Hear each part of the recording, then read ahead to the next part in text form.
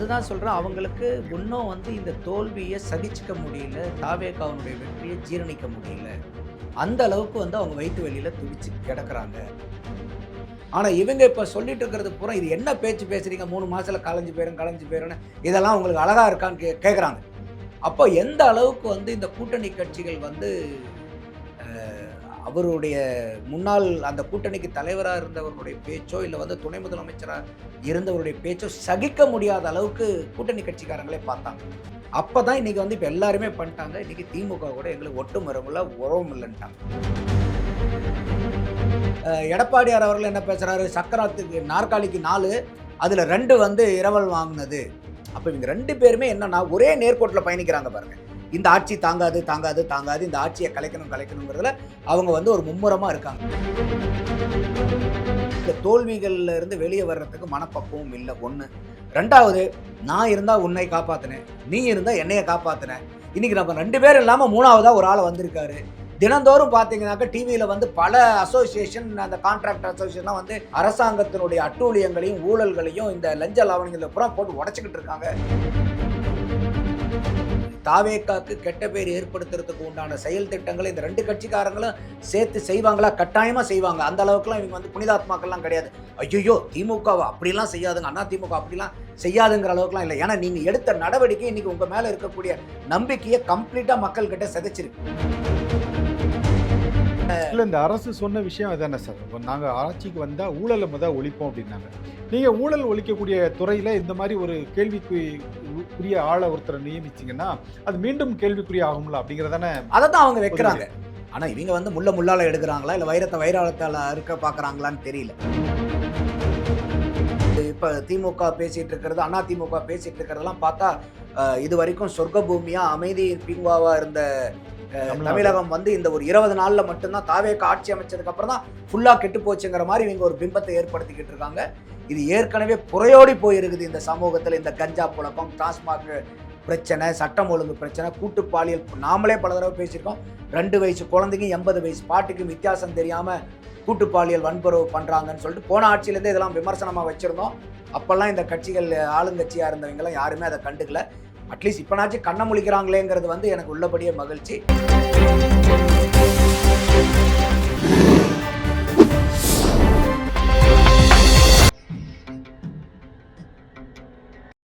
தமிழ் அலை நேயர்களுக்கு வணக்கம். இன்றைய சந்திப்பில் நம்மோடு இணைந்திருப்பவர் அரசியல் விமர்சகர் திரு நந்தகுமார் அவர்கள். அவர்களை வரவேற்பதில் மகிழ்ச்சி. வணக்கம் சார். வணக்கம் ரவணி. சார், தாவேக ஆட்சி அமைத்து சரியாக இன்றோடு 1 மாதங்கள் நிறைவேறிவிட்டது. இந்த தாவேக ஆட்சி அமைக்கும் போது திமுக குறிப்பிட்ட விஷயம் என்ன அப்படின்னா, ஒரு 6 மாதத்திற்கு நாங்கள் உங்களை எந்த விதமான விமர்சனமும் செய்ய மாட்டோம். உங்கள் ஆட்சிக்கு நீங்கள் ஆட்சி அமைக்கிறதுக்கு 6 மாதம் நாங்கள் உறுதுணையாக இருப்போம் அப்படின்னு சொன்னாங்க. இப்போ தாவேக ஆட்சி அமைக்கிறதுக்கு திமுக கூட்டணியில் இருந்த கட்சிகள் தான் உறுதுணையாக இருக்கிறாங்க. அதை கூட சொன்னாங்க, இது திமுக ஆட்சி தான், 6 மாதம் டிஸ்டர்ப் பண்ண மாட்டேன்னு சொன்னாங்க. இப்போ ஆல்மோஸ்ட் 1 மந்த் நிறைவடையக்கூடிய தருவாயில் அதுக்குள்ளேயும் 1000 விமர்சனங்கள் வைக்கப்பட்டு விட்டது. கட்சியினுடைய 2ஆம் கட்ட நிர்வாகிகள், 3ஆம் கட்ட நிர்வாகிகள் தொடங்கி இன்றைக்கு முன்னாள் முதலமைச்சராக இருந்த திமுகவுடைய தலைவராக இருக்கக்கூடிய திரு மு.க. ஸ்டாலின் அவர்கள் வரைக்கும் அந்த விமர்சனங்கள் தொடர்ந்து கொண்டே இருக்கிறது. இப்போ இந்த ஆட்சி 3 மாதம் கூட தாங்குமா அப்படிங்கிற ஒரு கேள்வியை தொடர்ந்து எழுப்பிக்கிட்டே இருக்காங்க. என்னதான் பிரச்சனை சார் திமுகவிற்கு? திமுகவுக்கு அவங்களுடைய தோல்வியை தாங்கிக்க முடியல. 3வதா ஒரு கட்சி 2 வருஷம் 4 மாசத்துல தாவேக ஜெயிச்சதை ஜீரணிக்க முடியல. அதனால் அவங்களுடைய இயலாமையினுடைய வெளிப்பாடு புலம்பலாக தான் நான் இதை பார்க்குறேன். நான் முதல்ல அவங்க 6 மாதம் டைம் கொடுக்குறவங்க போதே சொல்லியிருந்தேன், நீங்கள் யார் அவங்களுக்கு டைம் கொடுக்கறதுக்கு? மக்கள் கொடுத்துருக்காங்க ஆட்சி அமைக்கிறேன்னு சொல்லிட்டு. நீங்கள் டைம் கொடுக்கணுங்கிற அவசியம் இல்லை. விமர்சனம் நீங்கள் முதல் நாள்ல இருந்தே வைங்க. நான் எலெக்ஷனுக்கு முன்னாடி சொல்லிக்கிட்டு இருந்ததே ரமணி, யார் இந்த காலத்தில் ஜெயிச்ச ஆட்சிக்கு வந்தாலும் அவங்களுக்கு இது முள்படுக்கை தான். அந்த அளவுக்கு தமிழ்நாடு திமுக சொல்லிக்கிட்டு இருந்த மாதிரி இது திராவிட 1.0, திராவிட மாடல் 2.0ங்கிற அளவுக்குலாம் சீரும் சிறப்புமெல்லாம் கிடையாது. ஏகப்பட்ட பொருளாதார ரீதியில் ஏகப்பட்ட சிக்கல்கள் இருக்குது. சட்டம் ஒழுங்கு சீர்கெட்டு கிடக்கு. கஞ்சா பிரச்சனை, போதை பிரச்சனை தலைவிரிச்சாடுது. அதனால் கூட்டுப்பாலியல் வன்கொடுமை கலாச்சாரம் பெரிய அளவுக்குள்ள இருக்குது. இதெல்லாம் எந்த ஆட்சியாளர்கள் வந்தாலும் அவங்களுக்கு இது சிம்ம சொப்பனமாக இருந்து அதெல்லாம் சரி செய்ய வேண்டிய கடமை இருக்குது. அதனால எந்த கட்சி ஆட்சிக்கு வந்தாலும் ஹனிமூன் பீரியடுங்கிறதெல்லாம் கிடையாது. அதான் முதல் நாள்ல இருந்தே உங்களுக்கு ஸ்டார்ட் ஆயிடுது பிரச்சனை. ஆமா. 2020 ஓவர் மேட்ச் மாரி பால்ல இருந்தே நீங்க ஸ்கோர் பண்ணி ஆகணும். இதுல வந்து டெஸ்ட் மேட்ச் எல்லாம் கிடையாது. ம். 2020 ஓவர் மேட்ச் இருந்து தாங்கிறது வந்து நிறுத்தி நிதானமா ஆடுறதுக்கு. அதெல்லாம் வாய்ப்பே இல்லங்கிறத நம்ம சொல்லியிருந்தோம். இப்ப கேள்வி என்னன்னா, திமுக வந்து அவங்க விமர்சிக்கிறாங்கங்கிறது கேள்வி இல்ல. எல்லாரும் விமர்சிக்கட்டும். இப்ப எந்த அளவுக்கு வந்து விமர்சிக்கிறாங்களோ, அந்த அளவுக்கு தாவேகா கட்சி வந்து பலமாயிக்கிட்டு இருக்குன்னு அர்த்தம். ஒண்ணு அரசியல் நடவடிக்கையை நீங்க விமர்சிக்கலாம். தப்பு இல்ல.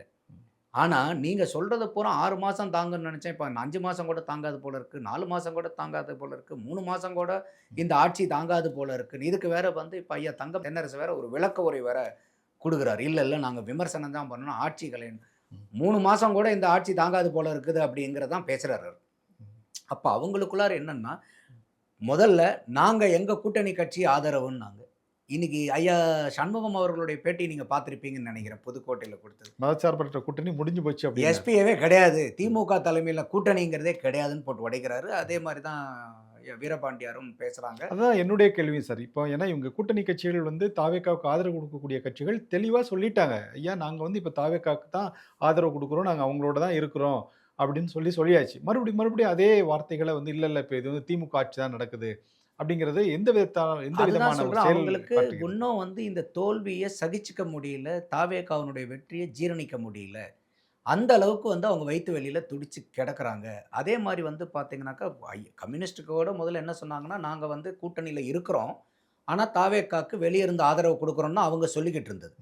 ஆனா இவங்க திமுகவினுடைய பெரியண்ணன் மனப்பான்மை, எங்ககிட்ட சொல்லிக்கிட்டு எங்களுடைய அனுமதியோட தான் அவங்க அங்க போனாங்க. சார் உங்ககிட்ட சொல்லிட்டு போறதுக்கும், உங்க அனுமதி வாங்கிட்டு போறதுக்கும் வித்தியாசம் இருக்கு. சொல்லிட்டு போறதுங்கிறது அது நாகரீகம் கருதி. எல்லாருமே உங்ககிட்ட வந்து, ஏங்க நாங்க போய் தாவேகாக்கு இல்ல அவங்க சப்போர்ட் குடுக்கலாம்னு இருக்கோம்னு கேட்கணுங்கிற அவசியமும் கிடையாது. உதயநிதி ஸ்டாலின் அவர்கள் சொன்ன குறிப்பிட்ட வார்த்தை வந்து எங்களுடைய தலைவருடைய உத்தரவை பெற்று. அததான் அவர் வந்து சட்டசபையிலே பேசுறாரு. அவருடைய இளைஞர் மீட்டிங்ல கூட பேசினாருன்னு நினைக்கிறேன். அப்போ உங்களுடைய உத்தரவ வாங்கிட்டு எதுக்கு சார் அவங்க போணும்? அவங்க என்ன உங்களுடைய உங்க கட்சியினுடைய விங்கா அவங்க? Communist wing of DMK, VCK wing of டிஎம்கேவா அவங்க? இல்ல ஐயுஎம்எல் விங் ஆஃப் டிஎம்கேவா? அவங்க ஒவ்வொருத்தரும் ஒவ்வொரு கட்சி சார். ஆனா நீங்க இதனால் வரைக்கும் அவங்கள நீங்க எந்த மாரி பார்த்திருக்கீங்கங்கிறது இப்ப புரியுது பார்த்தீங்களா? அப்ப எங்களுடைய உத்தரவை பெற்று, எங்களுடைய அனுமதிய பெற்று, எங்களுடைய தலைவருடைய பேச்ச கேட்டு தான் அங்க போயிருக்காங்கன்னா, எந்த கட்சியாவது சார் அத சகிச்சுக்க முடியுமா? சரி அவங்களும் வந்து ஒரு நாகரீகம் கருதி ஆரம்பத்துல இருந்தே கூட கம்யூனிஸ்டுகள் வந்து நாங்க வெளிய இருந்து ஆதரவு குடுக்குறோம். கூட்டணியில இருக்கிறோம்னு தான் சொல்லிட்டு இருந்தாங்க. ஆனா இவங்க இப்ப சொல்லிட்டு இருக்கிறது பூரா இது என்ன பேச்சு பேசுறீங்க? 3 மாசத்துல கலைஞ்சு போயிரும்னு இதெல்லாம் உங்களுக்கு அழகா இருக்கான்னு கேட்கறாங்க.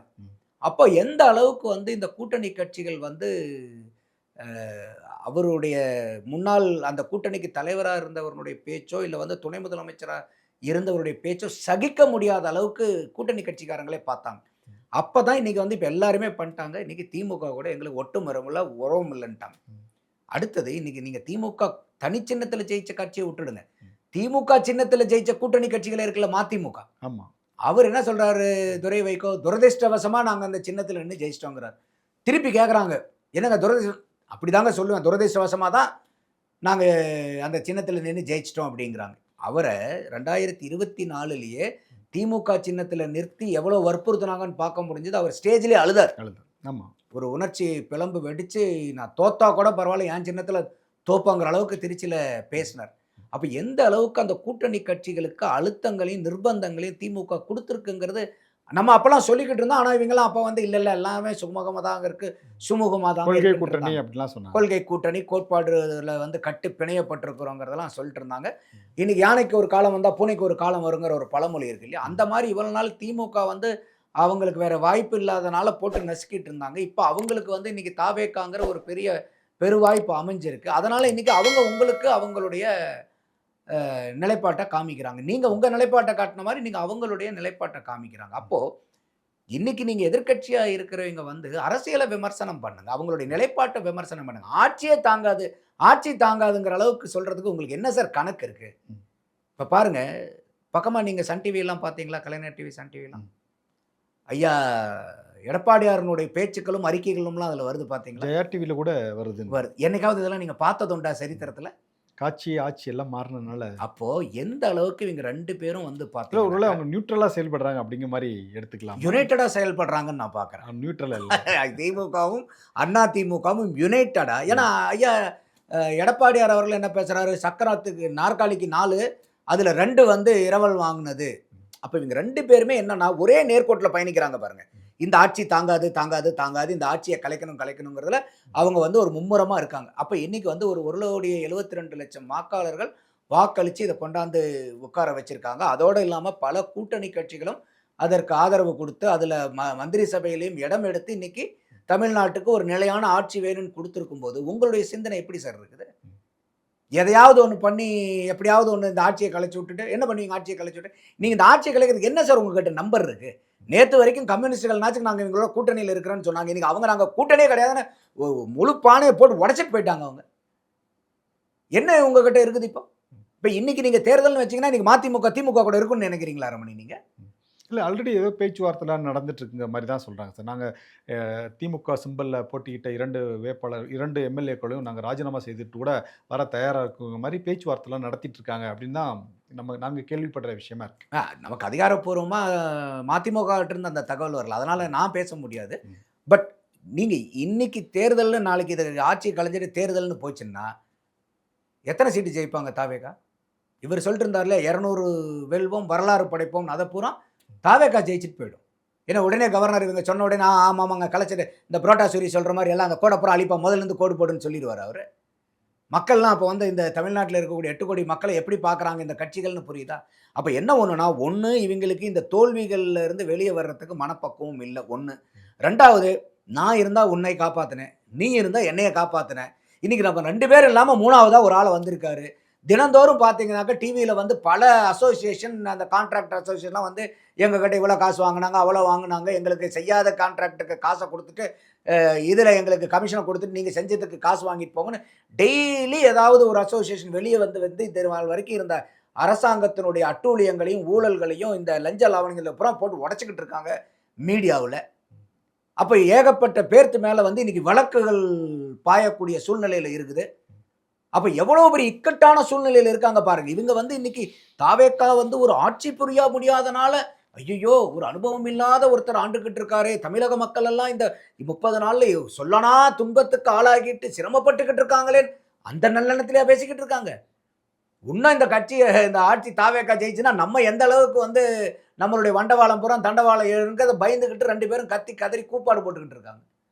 அப்ப இதெல்லாம் பார்க்குற மக்களுக்கு ஒரு நீங்க ஏதோ ஒண்ணு அந்த நேரத்துல தப்பு பண்ணிட்டீங்க.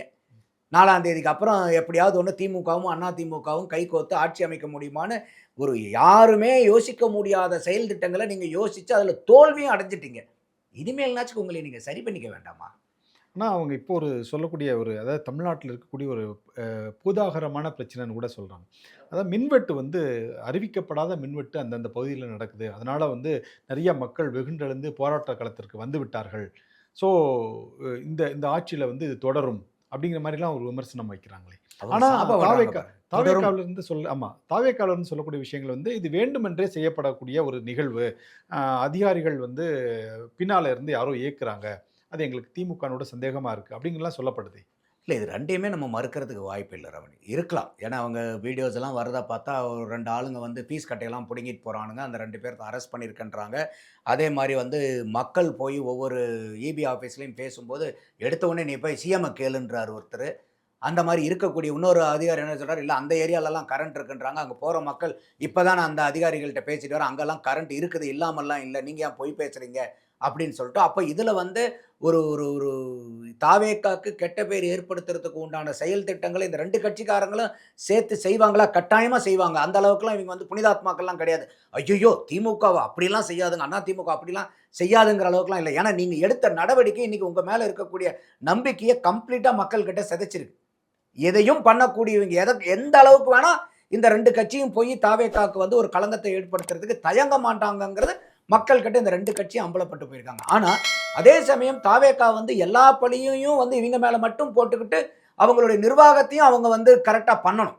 இன்னைக்கு வந்து நீங்க ஒரு கரண்ட் கட் ஆகுதுன்னா, நீங்க அட்வான்ஸா குடுங்க. எப்படிங்க நீங்க வந்து இன்னைக்கு ஹார்ட் டிஸ்க் வந்து காணா போகுது? இப்ப இன்னைக்கு அது வந்து அது போலீஸ் ஸ்டேஷன் கம்ப்ளைண்ட் குடுத்து, இப்ப அது சிபிசிஐடிக்கு போயிருக்குன்னு வச்சுக்கங்க. இப்ப பல பேர் என்ன சொல்றாங்கன்னா, ஐயா ராதாகிருஷ்ணன் அவர்கள், டாக்டர் ராதாகிருஷ்ணன் அவர்கள் வந்து வாரிய தலைவரா திமுகவோட ஆட்சியில இருக்கும்போதே இருக்கிறாரு. அப்ப நீங்க அந்த அதிகாரிகள் அந்த நேரத்துல எவ்வளோலாம் வந்து ஊழல் நடந்திருக்கு எல்லாமே நீங்க சொல்றீங்க, பண்றீங்க. அப்ப அதே அதிகாரிய நீங்க அங்க வச்சிருக்கும்போது, எந்த இடத்துல வந்து அவங்க வந்து உங்களுக்கு சாதகமா, ஆதரவாவும் இருப்பாரு.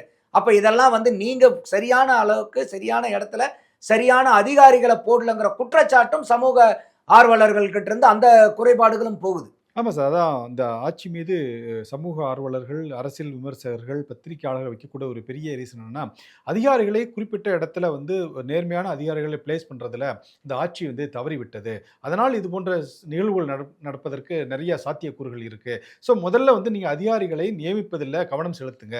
அப்படிங்கிற ஒரு விஷயத்த சொல்றாங்களே. ஆமா, நெறைய இடத்துல நல்லா பண்ணியிருக்காங்க. இப்ப டிஜிபி கூட இங்கிருந்து இல்லாம மகேஷ்குமார் அவர்கள கொண்டு வந்திருக்காங்க. அதெல்லாம் ஓகே. பட் அவங்க பிரதானமான குற்றச்சாட்டு சமூக வழியில வந்து 2 பேர்த்து மேல சொல்றாங்க. ஒண்ணு வந்து டாக்டர் ராதாகிருஷ்ணன இன்னும் நீங்க எதுக்கு வாரிய தலைவரா டிஎன்இபில வச்சிருக்கிறீங்க? இவ்வளோ தூரம் வந்து செந்தில் பாலாஜி அவர்கள் கூட அவர் கூப்பிட்டு வாரிய தலைவரா வச்சு, இந்த அளவுக்கு நீங்க அவர் மேல குறைபாடுகள் சொல்லும்போது, ஆண்ட கட்சிகள், அந்த மந்திரிமார்கள் சொல்லும்போது, அதற்கு உடந்தையா அதிகாரிகள் இல்லாம அவங்கனால வந்து ஊழல் பண்ணிற முடியுமா? அப்ப அதுக்கு துணை போன அதிகாரி ஏன் வச்சிருக்கீங்கன்னு, ஐயா டாக்டர் ராதாகிருஷ்ணன் மேல அந்த புகார வந்து பொதுவெளியில வைக்கிறாங்க. 2வது வந்து டிவிஎஸ்சியினுடைய ஐயா ஐபிஎஸ் டைரக்டர் அருண் அவர்கள். டைரக்டர். டைரக்டர் அவர வந்து பார்த்தீங்கன்னாக்கா, அவங்க இன்னொரு என்ன குறைபாடுகள் சொல்றாங்கன்னா, இடியிலிருந்து நேரு அவர்கள மேல வழக்கு பதிவு செய்ய சொல்லிலாம் வந்துச்சு. அப்ப வந்து இடியில இருக்கக்கூடிய அந்த டாக்குமெண்ட் எதுவுமே பெரிய அளவுக்கு பிரதானமா வெளியில தெரியல. வெளிய தெரியல. ஆனா இப்ப பூரா ஜெராக்ஸே போட்டு குடுத்துட்டாங்கங்கிற அளவு அது உண்மையா பொய்யான்னு நமக்கு தெரியாது. பொதுவெளியில வைக்கக்கூடிய குற்றச்சாட்டுகள். அப்புறம் வந்து இந்த அளவுக்கு அவரு மேலேயே ஏகப்பட்ட கம்ப்ளைண்ட் குறிப்பா இன்னும் சொல்ல போனோம்னா, சவுக்கு சங்கர் மாரி ஆட்கள்லாம் வந்து அ அருண் ஐபிஎஸ் அவர்கள் மேல என்னென்ன குற்றச்சாட்டுகள்ங்கிறது ஏகப்பட்டது பேசியிருக்காரு. அது நிரூபிக்கப்படணுங்கிறது நமக்கும் நிரூபிக்கப்படாத வரைக்கும் எவரிஒன் இஸ் கொஸ்டின் மார்க் தான். Innocent until they are proved கில்ட்டிங்கிறது எனக்கு உடன்பாடு உண்டு. ஆனா, ஒரு குற்றச்சாட்டுக்கு ஆளாக்கப்பட்ட நபர நீங்க ஏன் வந்து ஒரு பதவியில வைக்கிறீங்கங்கிற ஒரு பார்வையும் வந்து பல பத்திரிகையாளர்கள் மத்தியிலயும் பல இல்ல இந்த அரசு சொன்ன விஷயம் அதானே சார். நாங்க ஆட்சிக்கு வந்தா ஊழல ஒழிப்போம் அப்டின்னாங்க. நீங்க ஊழல் ஒழிக்கக்கூடிய துறையில இந்த மாரி ஒரு கேள்விக்குரிய ஆள ஒருத்தர நியமிச்சீங்கன்னா, அது மீண்டும் கேள்விக்குறி ஆகும்ல அப்படிங்கிறது தானே அதத்தான் அவங்க வைக்கிறாங்க. பொதுவெளியில. ஆனா, இவங்க வந்து முள்ள முள்ளால எடுக்குறாங்களா? இல்ல வைரத்த வைராலத்தால அறுக்க பார்க்குறாங்களான்னு தெரியல. ம். அப்ப வந்து பார்த்தீங்கன்னா, இது நாள் வரைக்கும் வந்து செந்தில் பாலாஜிக்கு வந்து அவங்க அந்த இடி கேஸ் வந்து இதா இருந்துச்சு. ஆ முதலமைச்சர் வந்து அதுக்கு அப்ரூவல் குடுத்து, இன்னைக்கு கவர்னர்ட்டயும் போயிட்டு அது அசென்ட் வாங்கி வந்துருச்சு. அதனால அத பண்ண போறாங்க. நேரு அவர்கள் மேல வழக்கே போடாம இருந்தாங்க திமுக ஆட்சியில. இன்னைக்கு வந்து இப்ப இருக்கக்கூடிய ஆட்சியில தான் டிவிஎஸ்சில இருந்து அந்த ரூ. 888,00,00,000 அந்த அ நகராட்சி துறையில நடந்த அந்த ஊழலுக்கு வந்து வழக்கு போட்டிருக்காங்க. அப்போ இப்ப அ விஜய் அவர்களுடைய பிரதான நோக்கம் வந்து என்னன்னா, நேர்மையான, வெளிப்படையான, ஊழல் இல்லாத ஆட்சிங்கிறது அது எல்லா குடிமகன்களும் வரவேற்கிறோம். அதுல எந்த மாற்று கருத்தும் இல்ல. ஆனா, அதற்கு நீங்க உங்களுடைய எண்ணங்கள் நல்லா இருந்தாலும், அத எக்ஸிக்யூட் பண்ண போறது ஆபீசர்ஸ். அவங்க மேல அது குற்றச்சாட்டு தான் நிரூபிக்கப்படலன்னா கூட, அந்த குற்றச்சாட்டுகள் நிவர்த்தி ஆகுற வரைக்கும், தீர்க்கப்படுற வரைக்கும், அத அந்த அதிகாரிகளுக்கு அந்த மாரி ஒரு முக்கியமான பொறுப்புகள குடுக்காம இருக்கிறது தாவேகா அரசாங்கத்துக்கு நல்லதுங்கிறதும் என்னுடைய பார்வை. They are not proven guilty. But allegations இருக்கும்போது, ஏன் வம்படியா அவங்கள உட்கார வைக்கணும்? எத்தனையோ பேர் இருக்காங்களே அதிகாரிகள், இல்லாமயா இருக்காங்க? ஸோ அதெல்லாம் அவங்க பண்ணலாம். பண்ணுனா இன்னும் கொஞ்சம் துரிதமா போகுங்கிறது தான் என்னுடைய பார்வை. Okay sir. தமிழ்நாட்ல அ அதிகமா பார்க்கப்பட்டது சட்டம் ஒழுங்கு பிரச்சனை, பாலியல் குற்றச்சாட்டுகள், இது போன்ற நெறைய பிரச்சனைகள் வந்து இந்த ஆட்சி மாற்றத்துக்கு கூட ஒரு பெரிய காரணமா இருந்துச்சு. இப்போ ஆட்சி மாற்றம் ஏற்பட்ட உடனே முதலமைச்சர் போட்ட 3 முக்கிய கையெழுத்துகள்ல சிங்கப்பெண், அதாவது சிறப்பு அதிரடிப்படை உருவாக்கப்படும். பாலியல் குற்றங்களை தடுப்பதற்கும், குழந்தைகளை, பெண்களை பாதுகாப்பதற்கும் அமைக்கப்படும். சிங்கப்படை பெண்கள் வந்து முதலமைச்சர் இனாகுரேஷன் பண்ணிட்டார். இனிமேல் இந்த மாரி பாலியல் குற்றச்சாட்டுகள் வந்து குறையதற்கும் இதுக்கும் இது ஒரு முழு முயற்சியா இருக்குமா சார்? எப்படி? இல்ல இது வரவேற்க தகுந்த முயற்சி. அதனால வந்து இன்னைக்கு சிங்கப்பெண் படை அமைச்சதுக்கு உடனே உடனே சிங்கப்பெண் படம் வந்துருச்சு எல்லாரும் ஸ்விட்ச் ஆஃப் பண்ணுங்கங்கிற அளவுக்கு உடனே அடங்காது. இத வந்து பெரிய அளவுக்கு வந்து இந்த விங்க வந்து அவங்க ஸ்ட்ரெங்தன் பண்ணணும். படைய வந்து அதிகரிக்கணும். பேட்ரோலிங் அதிகப்படுத்தணும். விஜிலன்ஸ் அதிகப்படுத்தணும். ஸ்க்ரூட்டினி வந்து நெறைய நடக்கணும். கடுமையான சட்டங்கள வந்து மாநில அளவுக்கு என்னென்னலாம் சாத்தியக்கூறுகள் இருக்குதோ, இந்த மாரி வந்து பாலியல் குற்றச்சாட்டுகள். போக்சோ இருந்தாலும் மாநில அளவுல அவங்களுடைய அதிகாரத்துக்கு உட்பட்டு இன்னும் ஏதாவது வந்து சில கடுமையான நடவடிக்கைகள் டூ பிரிவென்ட். ம். ஏன்னா 2 விஷயம். 1 நீங்க நடக்காம தடுக்கணும். 1. ஒண்ணுமா? 2வது அத மீறி நடக்கும்போது, அந்த தப்ப செஞ்சவனுக்கு கடுமையான தண்டனை கிடைக்கணும். அப்ப அந்த தண்டனை கிடைக்கும்போது, தப்பு செய்யணும்னு நெனைக்கிறவன் யோசிப்பான். ஸோ அப்போ அந்த குற்றவாளிக்கு கொடுக்கக்கூடிய தண்டனையும் அந்த குற்றத்தை ப்ரிவென்ட் பண்ணுறதுக்கு யூஸ்ஃபுல்லாக இருக்கும். போலீஸுங்களும் வந்து பார்த்தீங்கன்னா, ப்ரிவென்ட் பண்ணுறதுக்கு அவங்களுடைய நடவடிக்கைகள் எடுக்கிறதுக்கு ஏதுவா இருக்கும். இது வரவேற்கக்கூடிய முயற்சி இது.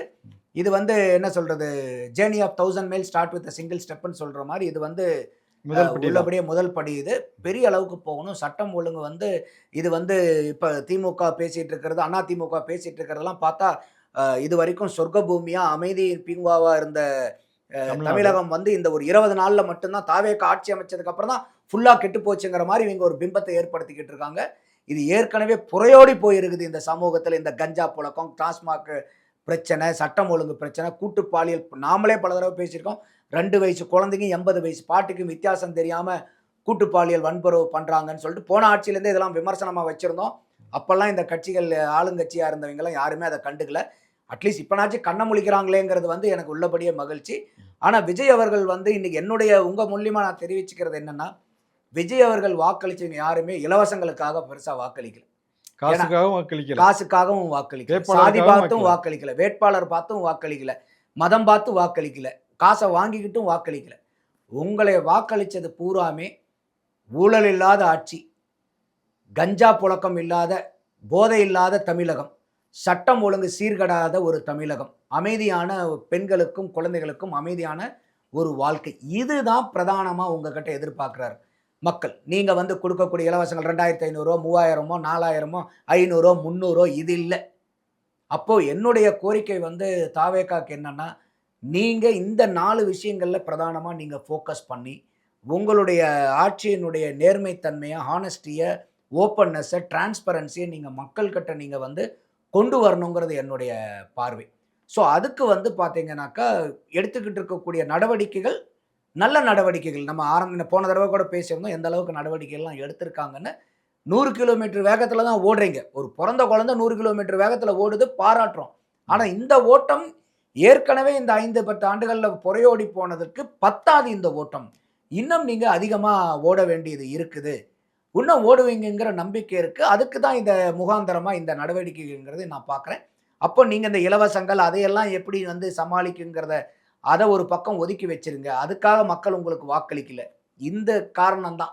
சட்டம் ஒழுங்கு பிரச்சனை, நல்ல பெண்களுக்கு உண்டான பாதுகாப்பு, நிதி மேலாண்மை.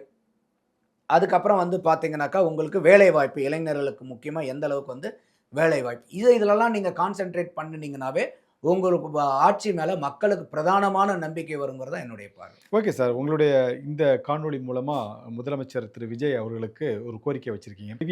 இந்த செய்தி எட்டுமா என்று நம்ம பொறுத்திருந்து பார்ப்போம் சார். அதுவரைக்கும் நன்றி, வணக்கம் சார். நன்றி ரமணி.